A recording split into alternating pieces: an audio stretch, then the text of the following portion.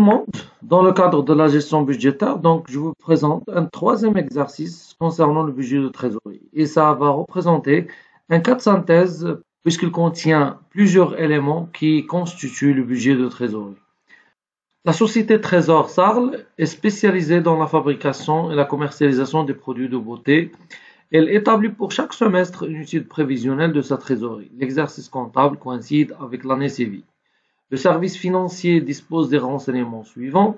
Vous avez le bilan au 31/12 N-1, des éléments d'actifs et des éléments de passifs. Pour les éléments d'actifs, vous avez l'actif immobilisé, montant de 750 000, le stock, les créances clients, l'état débiteur, autres débiteurs et la trésorerie représentée par la banque et la caisse.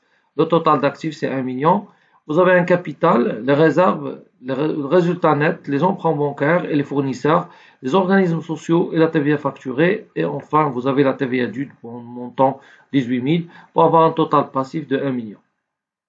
Et bien sûr, on utilise le bilan pour avoir des informations concernant les encaissements et les décaissements, bien sûr, qui vont influencer la trésorerie au niveau de budget de premier semestre. Vous avez le premier élément indiqué ici, ce sont les créances clients. Vous avez à encaisser 30% en janvier, 30% en février et le reste en mars. Le deuxième élément, ce sont les autres débiteurs. Donc, à encaisser 20 000 en février et le reste en mai. Le troisième élément concerne les emprunts bancaires. Ils sont remboursables par des trimestrialités, donc qui seront payés en mars et en juin, de 40 000, dont le montant des intérêts est de 11 000 dirhams TTC. Et on sait bien que le taux de la TVA, c'est 10%. Le quatrième élément concerne les fournisseurs, à régler 60 000 en janvier et le reste en février. À noter que la TVA sur les fournisseurs est de 20%. Cinquième élément, ce sont les organismes sociaux, donc à régler en janvier. Et aussi pour la TVA due de 18 000, bien sûr à régler en janvier, puisque c'est la TVA qui concerne décembre N-1, donc normalement il sera payé en janvier N.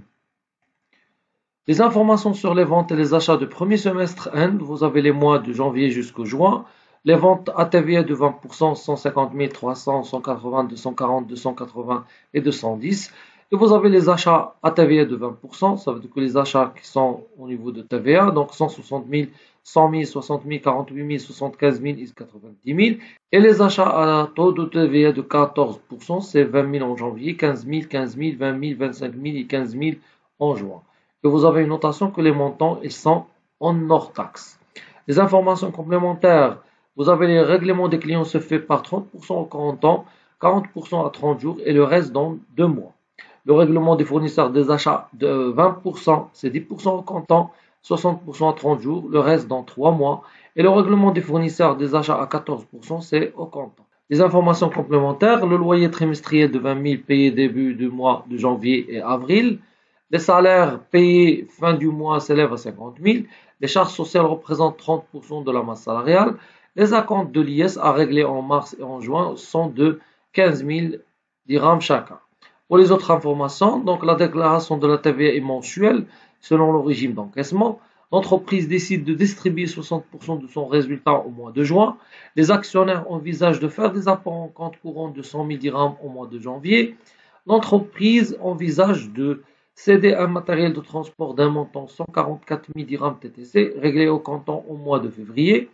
Acquérir une machine d'un montant de 300 000 dirhams hors taxe au mois de mars et sera payé comme suit. 10% au comptant, ça veut dire qu'au mois de mars, 20% au mois de juin et le reste par des traites de 10 mois et de 15 mois.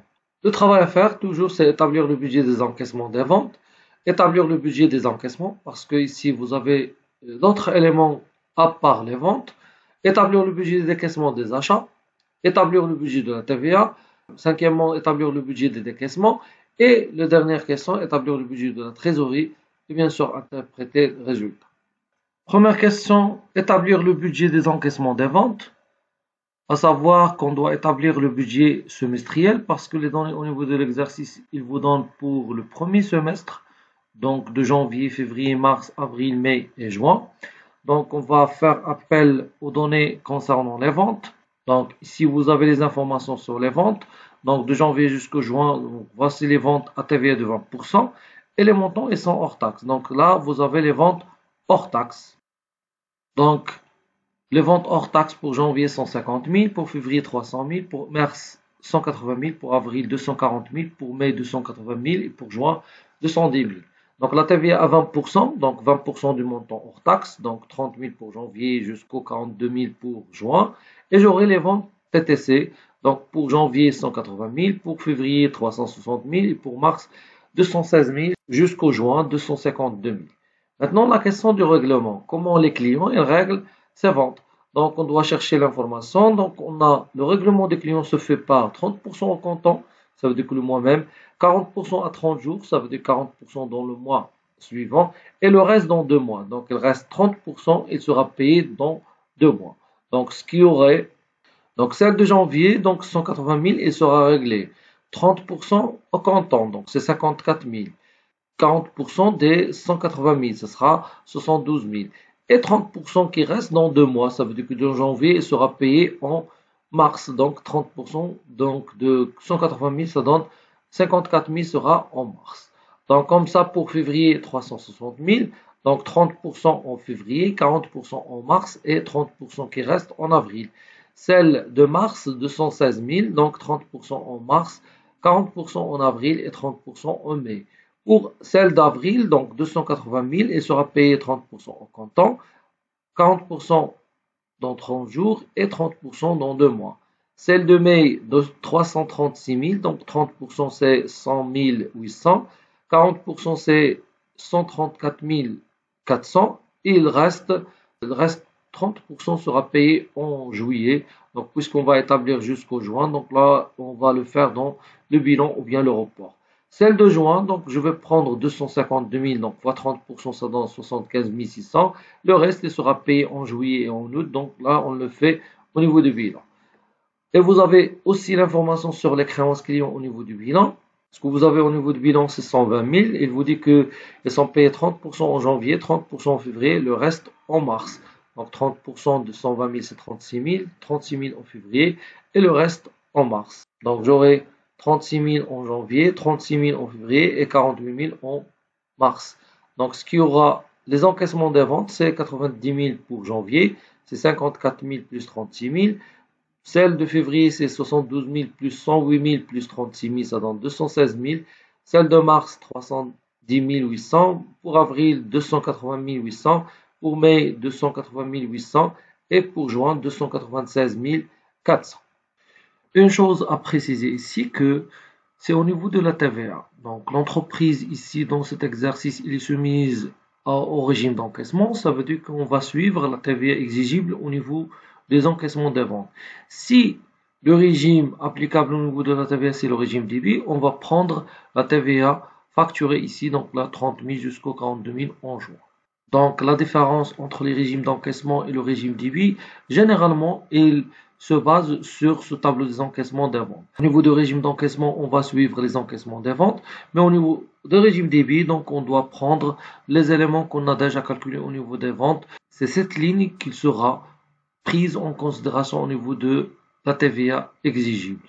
Deuxième question, elle concerne le budget des encaissements. Disons qu'au niveau de cet exercice, j'ai dit qu'il y en a pas juste les ventes qui sont encaissées, mais il y en a d'autres éléments qui représentent des flux d'entrée au niveau de la trésorerie. On va les présenter dans un tableau. Donc, premièrement, ce sont les ventes encaissées. Donc, au niveau de janvier, février, mars, avril, mai et juin, donc les données qu'on a prises au niveau du tableau précédent. Et voilà, donc de janvier 90 000, de février 216 000 jusqu'au juin 296 400. Et vous avez les autres débiteurs, donc on a au niveau du bilan, qui vont être encaissés au niveau de février et de mai. Donc pour les autres débiteurs, vous avez 50 000 à encaisser 20 000 en février, le reste en mai. Donc le reste de 50 000 par rapport à 20 000, c'est 30 000. Il sera encaissé en mai. Donc c'est ce qu'on a fait au niveau de tableau. On a aussi les encaissements concernant la cession du matériel. Donc là de 144 000. Au niveau des informations, vous avez l'entreprise envisage de céder un matériel de transport d'un montant de 144 000 TTC réglé au comptant au mois de février. Donc, il sera encaissé au niveau de février. Voilà, 144 000 au niveau de février. Et il y en a un apport en CCA, en compte courant d'associé de 100 000 qui sera encaissé en janvier. C'est ce qu'on a au niveau de cette information que les actionnaires envisagent de faire des apports en compte courant de 100 000 dirhams au mois de janvier. Donc, comme ça, on aura le total des encaissements. Donc, au niveau de janvier, c'est 190 000. Au niveau de février, 180 000. Au niveau de mars, 310 800. Au niveau d'avril, 280 800. Au niveau de mai, 310 800. Et au niveau de juin, 296 400. Donc, voilà les encaissements au niveau de cet exercice. La troisième question concerne le budget des décaissements des achats. On sait bien au niveau de cet exercice, il y en a deux types d'achats. Donc les achats avec un taux de TVA de 20% et les achats avec un taux de TVA de 14%. Donc je vais commencer par les achats à 20%. Donc on aura au niveau des achats hors taxes 160 000 en janvier, 100 000 en février, 60 000 en mars, et 48 000 en avril, 75 000 en mai et 90 000 en juin. Donc, tant que les informations au niveau de hors taxe. Tant qu'on a des informations au niveau des achats à TVA de 20%, c'est celle-ci. Et vous avez les montants, ils sont hors taxe. Donc, j'aurai la TVA à 20%, donc c'est 20% de hors taxe. Il donne les achats TTC, 192 000 au niveau du janvier, 120 000 en février, jusqu'à 108 000 en juin. Maintenant, comment les fournisseurs, pour ces achats à taux de 20%, comment ils sont réglés par l'entreprise? Donc, on a que le règlement des fournisseurs des achats à 20% se fait par 10% au comptant, ça veut dire que le mois même, 60% à 30 jours, donc 60% c'est le mois suivant, donc le reste de 30% dans 3 mois. Ça veut dire que si je prends un mois, donc 3 mois, il sera réglé pour 30%. Donc j'aurai pour le règlement de janvier, donc 192 000, j'aurai 10% en janvier au comptant, 60% au niveau de février, donc 60% de 192 000, ça donne 115 200. Et vous avez les 30%, ils seront réglés dans 3 mois. Ça veut dire que pour celui de janvier, il sera réglé au niveau d'avril. Il n'y a pas de règlement au niveau de mars pour les achats de janvier. Celle de février, donc c'est 120 000, 10% en comptant, 12 000, 60% à 30 jours, donc 72 000 au mois de mars, et les 30%, c'est 36 000 au mois de mai. La même chose pour mars, 72 000, donc il sera réglé 10%, 60% et 30% en juin. Celle d'avril, donc 10% de 57 600, donc 5 760. 60% au niveau sera réglé en mai et les 30% ils seront réglés en juillet, puisqu'on élabore juste le budget de trésorerie pour les 6 mois, donc semestriel. Donc là, on le fait pour le report ou bien au niveau du bilan. Celle de mai, 90 000, elle sera réglée pour 10% au niveau de mai et 30% au niveau de juin. Le reste, il sera en août. Pour juin, 108 000, il sera réglé pour 10% au niveau de juin, 60% en juillet et 30% en septembre. Donc, on va les faire dans les créances bilan. Et vous avez des dettes fournisseurs au niveau des bilans. Donc, pour les fournisseurs, vous avez ici 4, donc 90 000. Il a réglé 60 000 en janvier, le reste en février, dont le taux de TVA de 20%. Ça veut dire que ce sont des fournisseurs pour les achats de 20%. Donc, c'est pour ça qu'on va les introduire au niveau du tableau de décaissement des achats à 20%. Donc, j'aurai 90 000, donc 60 000 en janvier, et le reste en février, ça reste 30 000. Maintenant, le total décaissé au niveau de janvier pour les achats à 20%, c'est 19 200 plus 60 000, ça donne 79 200. Celle de février, 115 200 plus 12 000 plus 30 000, ça donne 157 200. Celle de mars, 79 200. Celle d'avril, 106 560. Celle de mai, 36 000 plus 34 560 plus 9 000, ça donne 79 560. Et celle de juin, 21 600 plus 54 000 plus 10 800, ça donne 86 400. Maintenant, le décaissement des achats à taux de 14%, donc il donne. Donc vous avez les achats hors taxes pour janvier, 20 000, 15 000, 15 000, 20 000, 25 000 et 15 000 pour juin. C'est ce qu'on a au niveau de l'énoncé. Donc les voilà, les achats à TVA de 14%. Et on va calculer la TVA à 14%. Ça veut dire que 20 000 fois 14%. Donc les données au niveau de l'exercice, ils sont hors taxes. Donc fois 14%, ça donne 2800. Donc les achats TTC, 22 800. Donc je répète toujours, donc pour les achats de 14%. Pour février, donc le taux de la TVA 14% toujours. Donc on va multiplier le hors taxe fois 14% pour trouver la TVA. Et pour les achats TTC, donc Le hors-taxe plus la TVA, ça donne le TTC. Donc maintenant, comment ils sont réglés les fournisseurs pour les achats à 14%? Donc vous avez le règlement des fournisseurs des achats à 14%, c'est au comptant. Ça veut dire que chaque mois, il est payé pour le mois même. Donc au niveau des achats TTC pour janvier, c'est 22 800. Donc il sera réglé le mois même. Donc il sera décaissé au niveau de janvier 22 800. La même chose pour février, pour mars, pour avril, ainsi que pour juin pour 17 100.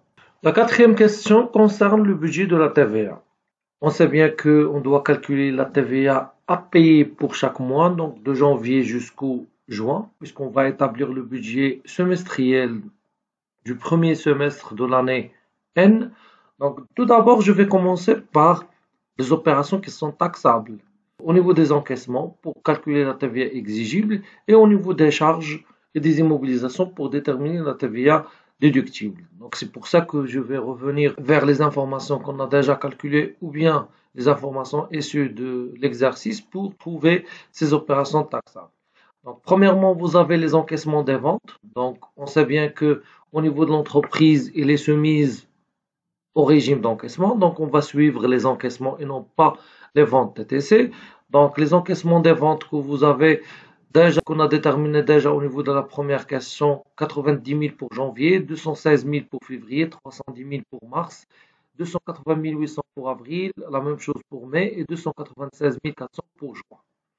Aussi, vous avez la cession du matériel TTC. On sait bien que le matériel ou bien les immobilisations, lorsqu'ils sont cédés, ils sont taxables au niveau de la TVA. Donc, tout le montant, il est encaissé au niveau de février, de 144 000 et c'est le montant TTC. Pour les deux éléments, on va trouver la TVA exigible. Maintenant, pour la TVA déductible, donc vous avez les règlements des achats à 20%, donc 79 200, 157 200 jusqu'au 86 400 au niveau de juin. C'est ce qu'on a trouvé au niveau de premier tableau de troisième question. Vous avez les règlements des achats à 14%, 22 800 jusqu'au 17 100 pour juin. C'est ce qu'on a trouvé pour le tableau précédent. Aussi, l'entreprise il a acquis une machine dont le règlement elle était de 36 000 en mars et 72 000 en juin. Donc, vous avez l'entreprise envisage d'acquérir une machine d'un montant de 300 000 dirhams hors taxe au mois de mars. Elle sera payée comme suit 10% au comptant, 20% au mois de juin et le reste par des traites de 10 mois et de 15 mois. Donc, les traites, donc, ça ne nous intéresse pas parce que ça va dépasser le premier trimestre. Donc, ce qui touche le premier trimestre, c'est 10% au niveau de mars et 20% au niveau de juin. Donc, on sait bien que le règlement se fait en TTC et non pas en hors taxe. Donc, ici, vous avez l'information sur la machine et les hors taxe. Donc, 300 000 fois 1,2 pour trouver le TTC. Donc, ça donne 360 000 fois 10%. Donc, c'est 36 000 en mars et 20%, c'est 72 000 en juin. Donc, c'est ce qu'on a au niveau du sous-tableau. Et voilà. 36 000 en mars et 72 000 en juin. Aussi que l'entreprise il verse des intérêts, donc elle paie des intérêts au niveau des trimestrialités qu'il le paye pour le remboursement des emprunts. Donc l'information elle est au niveau du bilan du 31-12, vous avez l'emprunt bancaire de 180 000 et vous avez donc la notation de 3. Elle est remboursable par des trimestrialités. Donc ces trimestrialités seront versées en mars et en juin de 40 000 dont le montant des intérêts de 11 000 dirhams TTC. Donc le taux de la TVA est de 10%. Le montant de 11 000, il représente l'intérêt et le montant de 29 000, il représente le principal à rembourser. Donc, tant que les intérêts ils constituent des charges, ils sont soumis à la TVA et la TVA elle est déductible. Donc, tant qu'ils sont versés à la banque au niveau de mars et au niveau de juin, donc ils seront remboursables au niveau de mars et au niveau de juin. Ils vont figurer au niveau de la déclaration de TVA. Donc, vous avez les intérêts versés TTC, donc 11 000 en mars et 11 000 en juin. Donc, les deux premiers éléments donc, pour déterminer la TVA exigible et les quatre autres éléments pour déterminer la TVA déductible. Je fais cette méthode afin de regrouper tous les éléments qui sont taxables au niveau de la TVA pour établir la TVA comme il le faut. Donc, vous avez la TVA exigible sur les ventes, 15 000, 36 000, 51 800 jusqu'au 49 400. Donc, on va prendre les encaissements et je vais les diviser sur 1,2 fois 20% tant que les ventes elles sont soumises au taux de 20%. Donc, on a la TVA exigible sur les ventes. La TVA exigible sur la session, donc vous avez 144 000 qui est encaissé au niveau de février, donc je vais les diviser sur 1,2 fois 20%, ça donne 24 000, et j'aurai le total de TVA exigible, donc 15 000 en janvier, 60 000 en février, pour les autres mois, elle reste la même, puisqu'il n'y a pas d'autres encaissements. L'autre élément encaissé à part les ventes, c'est au niveau du mois de février concernant la session du matériel. Donc voilà le total de TVA exigible. Maintenant, on passe de TVA déductible. Vous avez la TVA déductible sur les achats à 20%. Donc, je vais prendre les règlements des achats et je vais les diviser sur 1,2 fois 20% pour trouver le montant de la TVA récupérable ou bien déductible. Donc, 79 200 sur 1,2 fois 20%, ça donne 13 200. La même chose pour février, mars, avril, mai et juin. J'aurai 14 400 au niveau de juin. La TVA déductible sur les achats à 14%. Donc, vous avez pour janvier, c'est 22 800. Donc, je vais les diviser sur 1,14 fois 14%. Ça va donner 2800. Et de la même manière que je vais déterminer pour les autres mois, donc j'aurai 2100 pour février et mars, 2800 pour avril, 3500 pour mai et 2100 pour juin. Aussi pour les immobilisations, tant que 36 000 il est versé en mars et 72 000 au niveau de juin, donc je vais diviser sur 1,2 fois 20%. J'aurai donc 6 000 pour mars et 12 000 pour juin. Pour la TVA déductible sur les intérêts, tant que les intérêts versés ils sont soumis au taux de TVA de 10%, donc 11 000, je vais les diviser sur 1,1 fois 10%, ça donne 1000. Donc 1000 pour mars et 1000 pour juin.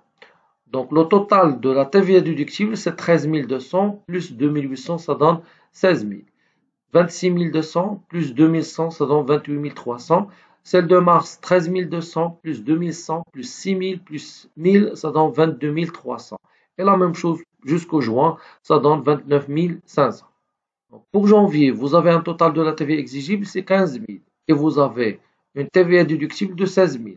Tant qu'il n'y a pas de crédit de TVA du mois de décembre, s'il existe, il doit figurer au niveau du bilan de 31-12. Donc, au niveau du bilan de 31-12, il y a une TVA due. Donc, il n'y a pas de crédit de TVA concernant le mois de décembre. Donc, on va prendre la 15 000 moins 16 000. Ça donne moins 1000. Donc, ce n'est pas une TVA due, mais c'est un crédit de TVA du mois de janvier. Donc, c'est pour ça que j'ai ajouté donc une ligne ici pour représenter le crédit de TVA du mois. Là, pour le mois précédent. Donc, au niveau de janvier, il n'y a pas de TVA due, donc il y a un crédit de TVA. Pour février, le total de TVA exigible, c'est 60 000. Le TVA déductible, c'est 28 300. Mais, on a un crédit de TVA de janvier, donc je dois le prendre en considération au niveau de la déclaration de février. Donc, c'est pour ça que vous avez un crédit de TVA ici de 1000. Donc, 60 000 moins 28 300 moins 1000, ça donne 30 700. Pour mars, donc vous avez 51 800 moins 22 300, ça donne 29 500. Pour avril, 46 800 moins 20 560, ça donne 26 240. Pour mai, 46 800 moins 16 760, ça donne 30 040. Pour juin, 49 400 moins 29 500, ça donne 19 900. Donc, comme vous pouvez constater qu'il y en a juste au mois de janvier où on a un crédit de TVA. On a pris en considération au niveau de février. Maintenant, la TVA à payer. Donc, la TVA à payer au niveau de janvier, elle concerne de ce qu'on a au niveau de décembre.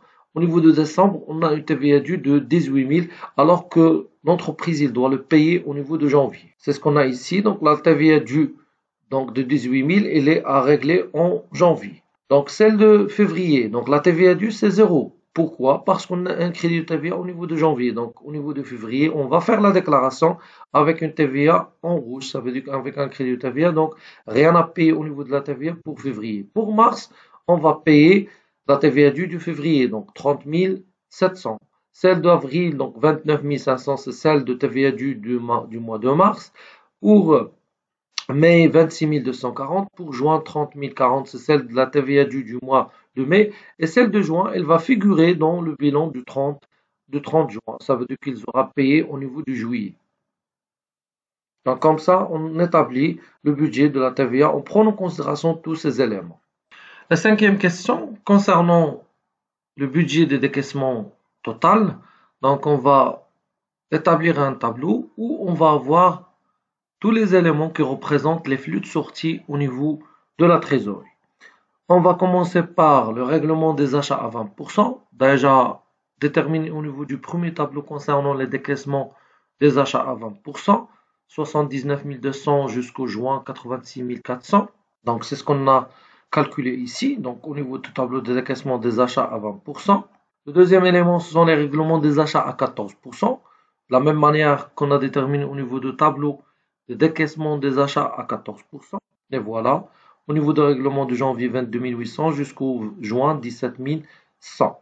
Donc, le troisième élément, ce sont les loyers. Donc, 20 000 en janvier et 20 000 en avril. C'est ce qu'on a au niveau des informations complémentaires. Donc, pour les informations complémentaires, vous avez le loyer trimestriel. Donc, on le paye par trimestre et non pas par mois. Donc 20 000 payés début du mois de janvier et d'avril. Donc il sera consacré au niveau de janvier et d'avril. Les salaires payés fin du mois s'élèvent à 50 000. Les charges sociales représentent 30% de la masse salariale. Donc 30% de 50 000, c'est 15 000 pour chaque mois, mais avec un décalage. Donc on sait bien que les charges sociales d'un mois, elles seront payées au niveau du mois suivant. Pour le mois de janvier, donc déjà on a une information au niveau du bilan. Donc, au niveau du bilan, vous avez pour les organismes sociaux 14 000, donc il sera payé en janvier. Donc, c'est ce qu'on a fait pour le loyer 20 000 pour janvier, 20 000 pour avril. Les salaires 50 000 pour chaque mois. Pour les charges sociales, donc 14 000 qui est issu du bilan, donc il sera payé en janvier. Pour les autres mois, 15 000, c'est celle relative au janvier, 30% de 50 000. La même chose pour mars, pour avril, mai et juin. Et celle de juin, elle va figurer dans le bilan du 30 juin. Vous avez d'autres informations concernant les dividendes. Vous avez les acomptes de l'IS. Donc, concernant les acomptes de l'IS, ils sont réglés en mars et en juin pour 15 000 chacun. Donc, 15 000 sera payé en mars et 15 000 payé en juin. Vous avez l'entreprise décide de distribuer 60% de son résultat au mois de juin. Au niveau du bilan, vous avez un résultat net de 50 000. Donc, 60%, elle représente 30 000. Donc, 30 000, il sera réglé en juin. Donc, c'est ce qu'on a ici. Donc, les dividendes 30 000 en juin. Les acomptes de l'IS 15 000 en mars et 15 000 en juin. Pour la TVA à verser, donc, c'est issu du tableau précédent. 18 000 en janvier, 0 en février. Donc, tant qu'on a un crédit de TVA pour janvier, 30 700 pour mars, 29 500 pour avril, 26 240 en mai et 30 040 en juin. Et vous avez l'acquisition de la machine. Donc, au niveau de la machine qui est acquise en mars pour 300 000 dirhams hors taxe. Donc, pour l'acquisition de la machine, 300 000 dirhams hors taxe. On sait bien qu'on règle, on paye TTC et non pas hors taxe. Donc, au mois de mars, il sera payé 10% au comptant et 20% au mois de juin. Donc, déjà fait au niveau de la TVA. Donc, 10% c'est 36 000 au niveau de mars et 72 000 au niveau de juin. Et aussi, vous avez une trimestrialité donc concernant l'emprunt bancaire qui sera payé en mars et en juin de 40 000. Donc 40 000 sera payé au niveau de la banque, au niveau de mars et au niveau de juin. Donc c'est pour ça qu'on va l'établir au niveau de tableau. 36 000 concernant la machine en mars, 72 000 au niveau de juin, 40 000 au niveau de mars et 40 000 au niveau de juin. Donc on aura le total décaissement pour le mois de janvier, c'est la somme de tous ces éléments, ça donne 204 000. Pour février, 239 300. Pour mars, 283 000. Et pour avril, 243 860. Et pour mai, 199 300. Pour juin, 355 540. La sixième question concerne le budget de la trésorerie. Ça veut dire que c'est la question qu'on cherche en récapitulant tous les éléments qu'on a déjà travaillés au niveau des encaissements et au niveau des décaissements. Donc, on commence par le total des encaissements. Donc, déjà calculé au niveau du janvier 190 000 jusqu'au juin 296 400. Au niveau de la deuxième question, donc 190 000 au niveau de janvier, 380 000 en février, 310 800 en mars, 280 800 en avril, 310 800 en mai et 296 400 au niveau de juin. Le deuxième élément sur le total d'encaissement, donc c'est ce qu'on a fait au niveau du tableau précédent, au niveau de la cinquième question. 204 000 au niveau de janvier, 239 300 au niveau de février, 283 000 en mars, 243 860 en avril, 199 300 en mai, 355 540 au niveau de juin. Donc on va calculer l'écart de trésorerie, donc le total encaissement moins le total décaissement. Donc pour le premier mois, ça veut dire que janvier, j'aurai 190 000 moins 204 000, ça donne moins 14 000. Pour février, moins 3300. Pour mars, 171 800. Pour avril, 36 940. Pour mai, 111 500. Et pour juin, moins 59 140. Donc, pour la trésorerie initiale de janvier, où je vais la trouver? Donc là, on n'a pas l'information au niveau des informations complémentaires, mais si on vous donne le bilan, on va prendre la banque et la caisse qu'on a au niveau du bilan du 31 décembre. Donc c'est ce qu'on a au niveau du bilan. Donc la trésorerie représente la banque et la caisse. Donc 25 000 plus 10 000, ça donne 35 000. Donc c'est la trésorerie initiale avec laquelle on va commencer le 1er janvier. Donc ça donne ici 35 000, plus moins 14 000, c'est l'écart de trésorerie de janvier, ça donne une trésorerie finale de 21 000. Et la trésorerie finale de janvier, c'est la trésorerie initiale de février, 21 000, moins 3 300 de l'écart de trésorerie, donc ça donne 17 700. Pour mars, 17 700 plus 171 800 de l'écart de trésorerie, ça donne 189 500. Celle d'avril, donc 189 500 plus 36 940, ça donne 226 440. Plus 111 500 l'écart de trésorerie de mai, ça donne 337 940. Et celle de juin, donc 337 940 moins 59 140, ça donne 278 800. Comme ça, on trouve que la trésorerie finale est toujours positive. Donc, il n'y a pas de problème au niveau du besoin de financement pour l'entreprise au niveau du premier semestre de l'année N. Comme ça, cet exercice arrive à sa fin. À la prochaine, Inch'Allah, pour une nouvelle vidéo. Merci de votre attention et à bientôt.